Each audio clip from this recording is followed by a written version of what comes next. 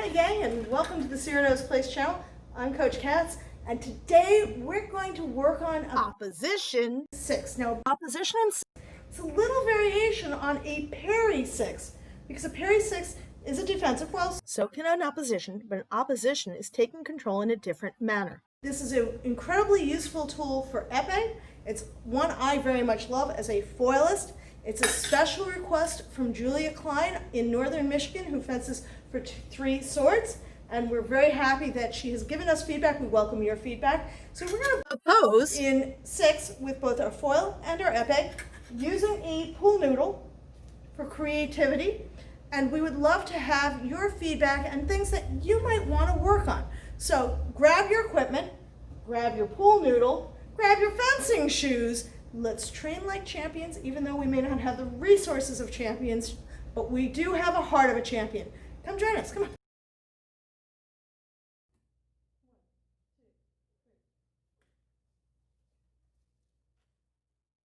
Today we are going to work on the opposition 6. The opposition 6 is for a basic threat to my high outside line. I'm in the outside. What I need to do is come around, touch, and take his blade. You'll notice I create a triangle between my opponent's blade and mine. Once I do this, I'm free to finish up. The beauty of this is when he gives me his blade and I take it, it doesn't matter because I have the fulcrum, and as you can see, he's bending his blade. Let's look at this in slow motion. Note the triangle created by the blades before finishing the attack.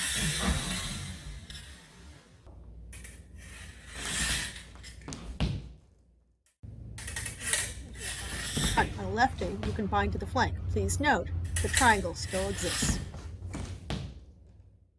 So we're looking at a class of skill called a bind or an opposition. This is compared to a disengage. Why? When we bind our opponent's blade or oppose it, we're engaging blades. When we avoid the engagement, we call it a disengage. So we're not disengaging our opponent's blade, we're engaging our opponent's blade. So we're going to do that engagement in 6. 6 is the outside line from on guard. I'm going to take my opponent's blade outside that shoulder versus inside towards my belly button. So to do this, one of the things I'm going to do is drop, come across. Now I'm going to touch my opponent's blade. You saw that when I worked with Ted. From here, I'm going to control the blade, and I'm going to bring the blade in. It's not coming in so much with the tube, but I can still feel it, and then I can hit. Now when you're doing it with your pool noodle, take, touch, take, extend. Touch, take, extend. How many distances can we work in? 4. Extension, advance, lunge, advance, lunge. So, how many repetitions should we do? You want to typically do 20 repetitions, good repetitions, of a given skill to train it. So, extension distance, I'm going to draw, touch. 1, 2, 3, 4, 5, 6, 7, 8, 9, 10, 11, 12, 13, 14, 15, 16, 17, 18, 19, 20. So now I'm going to move back, but this time I'm going to show you the same drill with an épée. Nothing's changed. So I touch, I take, I finish. 1, 2, 3, 4, 5, 6,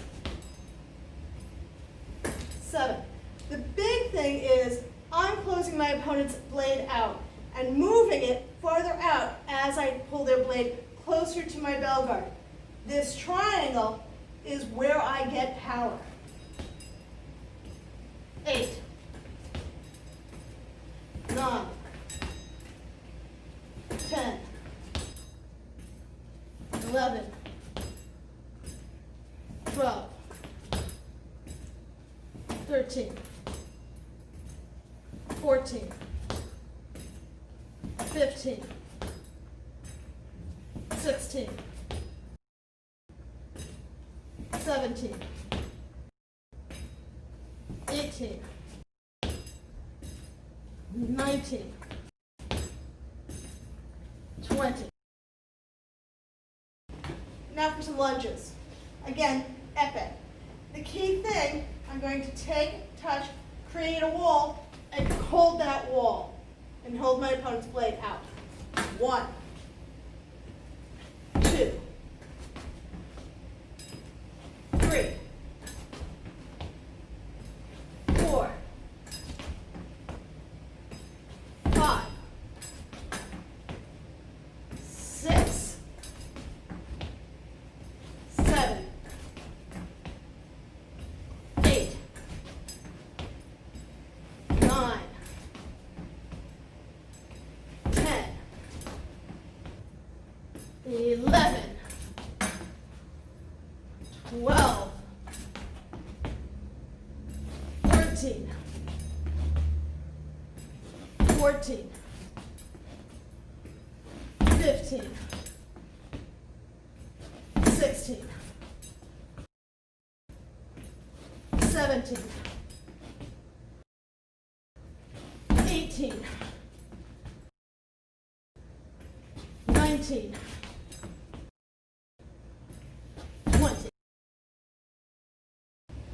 Now for advanced lunges. I've gone back to foil on this because typically if I'm going to take and go, by the time I get that lunge, in épée, my opponent's given up distance, gotten out of the bind, and potentially I'm walking into it. So I'm going to go back to foil, which for me is a greater comfort because I'm actually a foilist first who's been known to compete in the other two weapons. So advanced lunge. Advance and lunge. Holding, creating a wall, keep my opponent's blade out. 2, 3, 4, 5, 6, 7, 8, 9,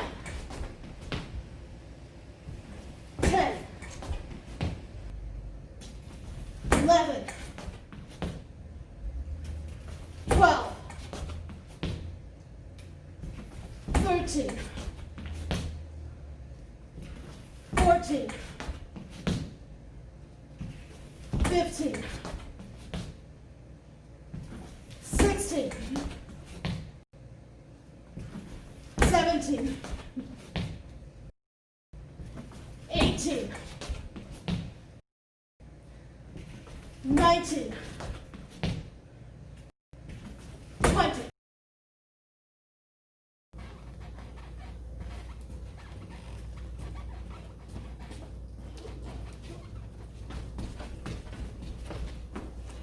To help you get these days.